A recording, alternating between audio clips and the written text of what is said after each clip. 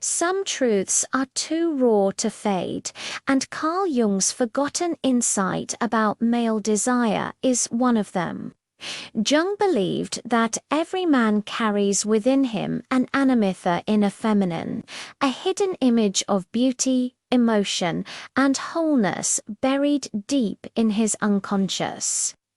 When a man meets a woman who mirrors this unseen part of himself, something ancient stirs. It's not simply attraction, it's a profound recognition. He doesn't fall in love with her as she truly is. He falls in love with the reflection of his own soul shining through her. This is why male desire is often so restless, never satisfied, forever chasing something just beyond reach. He isn't chasing the woman, he's chasing the feeling she awakens within him, the lost fragments of his inner world, the forgotten warmth of wholeness, the whisper of something divine he can almost feel but never hold. The unreachable woman, the mysterious one, becomes the perfect vessel for this projection. Through her, he meets the parts of himself he has long denied. She stirs his forgotten softness, his hunger for meaning, his deep ache for unity. But the moment he thinks he has possessed her, the illusion shatters. The desire fades because what he wanted was never just her. It was the spiritual mirror she unknowingly held up to his own incompleteness. Jung saw this as both the tragedy and the beauty of the masculine psyche. Men chase externally what they have lost internally, confusing the pursuit of love with the pursuit of self. The more mysterious she is, the deeper the reflection becomes. Her silence awakens his chaos, and her calm detachment exposes his dependency. He calls it love, passion, obsession, but really it's his own shadow-seeking reconciliation. He doesn't realize that his chase is untoward toward the parts of himself that lie buried in darkness. The anima, Jung explained, is not the woman herself. She is the bridge between the man and his own soul, the living image of his unlived life. And when that image is projected onto a real woman, he believes he has found the one. But the one he truly seeks lives within him, not without it. Think about it. Every moment of passion, every ache of longing, every sleepless night spent wondering why she pulls away. It's not really about her, it's about the mirror she holds. This is why men often fall hardest for the women they cannot fully have. The mystery keeps the projection alive. The distance preserves the illusion. Her silence gives his fantasies space to breathe. The unattainable woman becomes a sacred mirror for his unconscious, the stage upon which his soul tries to remember its own story. She doesn't heal him, but she awakens him. She forces him to see what he has abandoned within himself, his tenderness, his vulnerability, his imagination, and his emotion. The moment he tries to possess her, the magic dies, because possession kills projection. And without that mirror, he is forced to face the emptiness within. In this, Jung found a profound spiritual truth. Desire is a messenger, not a destination. It's not the enemy of love. It is the pathway to inner reunion, the soul's call disguised as lust. The tragedy is that most men never understand this. They chase the woman, not the meaning behind the chase. They seek pleasure, not awakening. They want to conquer mystery, not surrender to its lessons. But true awakening begins when he stops chasing her and starts facing the anima within the feminine soul that has been patiently waiting for his attention all along. When a man finally meets his inner feminine, his relationship to women completely transforms. He no longer seeks validation through conquest or control.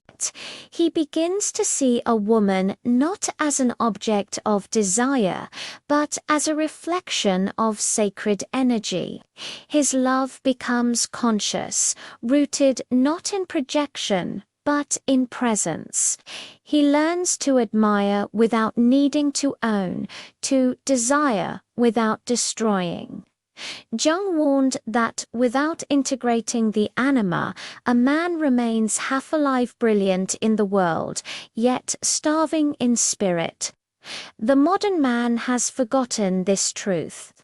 Surrounded by noise and speed, he chases validation through fleeting thrills, never realizing that the emptiness he feels is a hunger for a woman-knit-s, a hunger for wholeness. The woman who feels distant, who can't be claimed, who remains a mystery, she becomes the stark reminder of what he has lost, a connection to his own soul. Her calm independence challenges him. Her silence stirs discomfort. Her refusal to play the game awakens something primal and profound. He might call her cold, but she is simply conscious. She does unyield to his need for control because she understands that true intimacy is unborn from chasing it as born, from meeting oneself first. And in her stillness, he begins to feel the ache of awakening. The unreachable woman teaches the greatest lesson of all, that love is not about possession, but perception. It's not about filling an emptiness with another person, but about facing the emptiness within yourself. This lesson can break a man, or it can free him. When he finally realizes that his desire has always been a mirror, not a map, he begins to awaken from the spell of projection. The energy that once fueled obsession becomes devotion. The longing that once consumed him turns into reverence. He begins to see that every woman he has ever loved was a chapter in the story of his soul, calling him home. The chase ends, not in conquest, but in clarity. When he sees the divine in himself, he can finally see the divine in her. And then love becomes something entirely different, not the burning fire of possession, but the calm warmth of recognition. This is the forgotten wisdom of Carl Jung. The woman who stirs a man's desire is not his destination, but his initiation. Through her mystery, she awakens his unconscious through her distance. She calls him inward. Through her silence, she teaches him to listen. Desire isn't meant to enslave him, it's meant to evolve him. And when he understands this, the entire nature of his relationships changes. He no longer fears rejection because he knows every heartbreak is a message from his soul. He no longer clings to validation because he has found the source of his worth within. The woman who once seemed unreachable now becomes the sacred mirror of his transformation. He honors her, not for what she gives him, but for what she awakens in him. In this awakening, the polarity between man and woman becomes diviner dance between two consciousnesses rising into wholeness. But the path is not easy.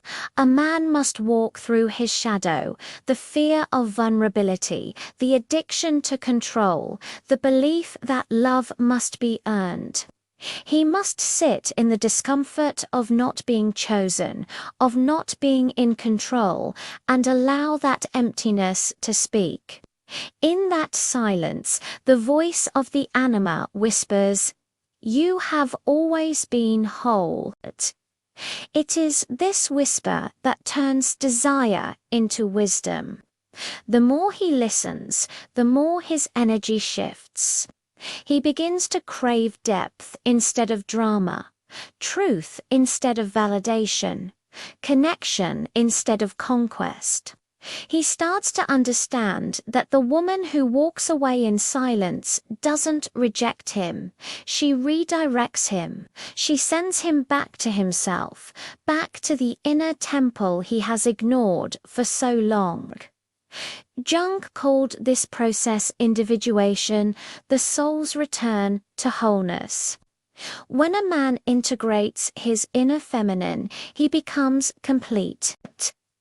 His love becomes steady, his desire becomes sacred, and his presence becomes powerful. Paradoxically, it is then that women begin to feel his true magnetism, not the energy of need, but the energy of wholeness. He becomes the calm in the storm, the man who can see a woman without needing to own her, who can love without losing himself. That is the essence of mature desire, not hunger, but harmony. So, the forgotten insight of Carl Jung isn't about lust or romance. It's about awakening. It's a reminder that desire is a sacred fire meant to illuminate the self, not consume it. The woman who cannot be possessed is the guide to that awakening. She is the living symbol of the soul's call toward wholeness.